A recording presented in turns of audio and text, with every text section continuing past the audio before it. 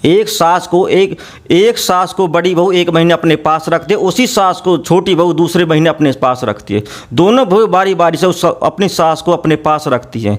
फिर उस सास के साथ ऐसा व्यवहार होता है, आप भी देखोगे तो आपकी भी आंखें नम हो जाएंगी, आपकी आंखों में आंसू आ जाएंगे। पूरी सच्चाई जानने के लिए वीडियो में अंत तक बने रहिए। वीडियो को लाइक कीजिए, चैनल को सब्सक्राइब कीजिए ताकि मेरा हौसला बढ़ता रहे। नमस्कार दोस्तों, स्वागत है आपका हमारे यूट्यूब चैनल में। दोस्तों, इस कहानी में एक बंदर और बंदरिया होते हैं। उन दोनों के बहुत सारे बच्चे होते हैं।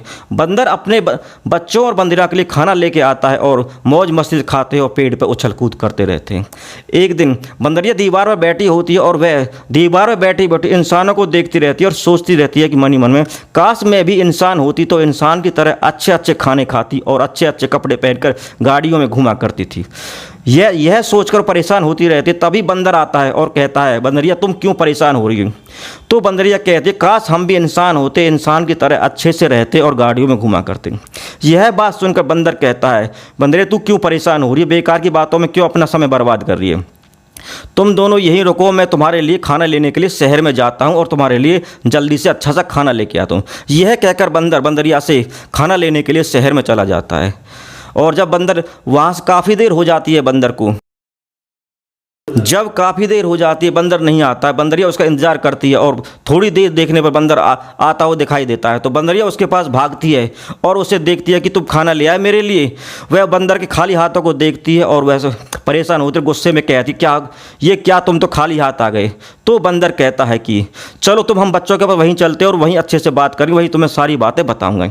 अब दोनों बंदर और बंदरिया बच्चों के पास आ जाते हैं। पेड़ पर वहीं उछल कूद करते रहते हैं। उनके बच्चे वहीं आते हैं। तो बंदरिया को बताता है कि मैं एक घर में खाना लेने के लिए गया था। वहाँ पे मैंने एक पराठा ले भी लिया था, उसे लेके आने ही वाला था।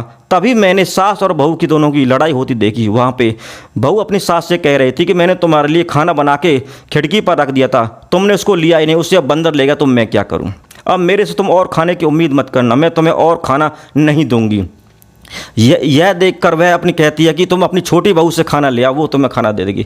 तो सास बोलती है, जब मैं तुम्हारे पास रहती हूँ तो तुम मुझे खाना देती हो, छोटी बहू मुझे अन्न का टुकड़ा भी नहीं देती है। और जब मैं छोटी बहू के पास रहती हूँ तो मुझे छोटी बहू खाना देती है, तुम मुझे एक रोटी का टुकड़ा नहीं देती हो। अब मैं तुम्हारे पास रहती हूँ तो वो मुझे खाना क्यों देगी? तो वह कहती, बहू तुम मेरे लिए खाना बना दो, मुझे बहुत भूख लगी हुई है। तो इस पर बहू कहती है कि मुझे पार्टी में जाने के लिए मुझे देर हो रही है, मैं तुम्हारे लिए खाना नहीं बनाऊंगी, मेरे से उम्मीद मत करना, अब तुम्हें कल ही खाना मिलेगा, तुम्हें कल ही खाना खाना होगा। यह बात सुनकर बंदर की आंखों में आंसू आ जाते हैं और उसका दिल पिघल जाता है।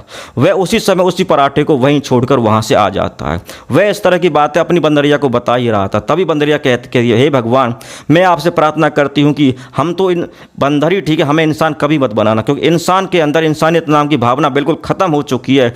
हर इंसान अपने स्वार्थ और लालच में अपने रिश्ते और अपने सगे संबंधियों का खून कर चुका है। उसे किसी का कोई पहचान नहीं है। इस कहानी में 2 बहुएं अपनी बूढ़ी सास के साथ इस तरह अत्याचार करती हैं कि वह 1 महीने वह रखती है अपने पास, 1 महीने वह रखती है। वही माँ बाप अपने 4-5 बच्चों को पाल लेते हैं और उनका पालन पोषण करते हैं। जब वह बच्चे बड़े हो जाते हैं, उन बच्चों को अपने अकेले माँ बाप को पालना बहुत मुश्किल हो जाता है और वे अपना बंटवारा कर लेते हैं। हमने अपने समाज में देखा होगा कि बहुत से परिवारों में 2 महीने और 4 महीने 6 महीने के लिए अपने माँ बाप को 2 भाई आपस में बांट लेते हैं कि 2 महीने तू रखेगा, 2 महीने मैं रखूँगा, इस तरह बांट लेते हैं।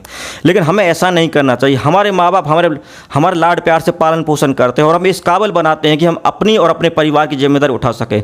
जब हमारे माँ बाप की जिम्मेदारी उठाने का वक्त आता है तो हम पीछे हट जाते हैं।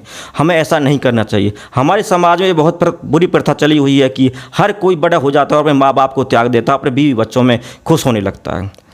हमें अपने माँ बाप की और बूढ़े बड़े की सेवा करनी चाहिए। इस तरह की कहानी हम आपके सामने लेके आते रहेंगे, इस तरह की कहानी हम आपके सामने लाते रहेंगे। आपको हमारी कहानी कैसी लगी वीडियो में कमेंट करके हमें जरूर बताइए। यदि आप हमारी कहानियों को अपने जीवन में उतारते हो तो आपको बहुत कुछ सीखने को मिलेगा, आप अपने जीवन में बहुत कुछ कामयाब हो सकते हो। धन्यवाद।